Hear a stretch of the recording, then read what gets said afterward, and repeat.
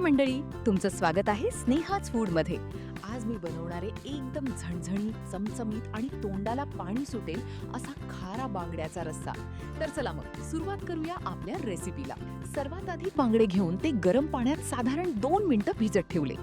यानंतर बांगडे स्वच्छ धुवून घेतले आहेत. आता रस्स्यासाठी वांगी आणि बटाटे कापून घेऊ. यासोबत वालही घेणार आहोत. वाल घातल्यामुळे बांगड्याच्या रस्स्याला अजूनच छान चव येते.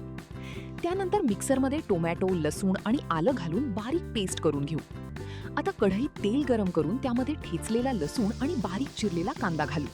कांदा छान सोनेरी रंगावर परतून घेऊ. यानंतर त्यात चिरलेली वांगी, बटाटा आणि वाल घालून तेलात छान परतून घेऊ.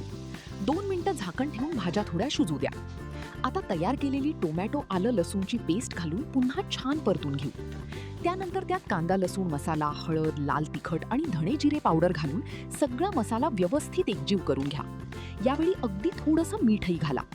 मसाल्याला छान तेल सुटायला लागलं की त्यात स्वच्छ धुतलेले बांगडे घालू. बांगडे मसाल्यात 2 मिनिटं हलक्या हाताने परतून घेऊ. आता त्यात गरम पाणी घालून छान उकळी आणा. उकळी आली की त्यात आगरी कोळी मसाला घालून सगळं व्यवस्थित मिक्स करा.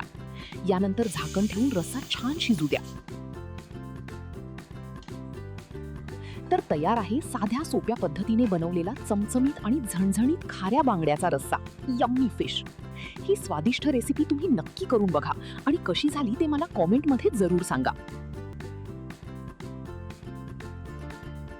पुन्हा भेटूया अशाच नवीन आणि चविष्ट रेसिपी सोबत. तोपर्यंत खा, खुश रहा आणि बनवत रहा स्वादिष्ट पदार्थ.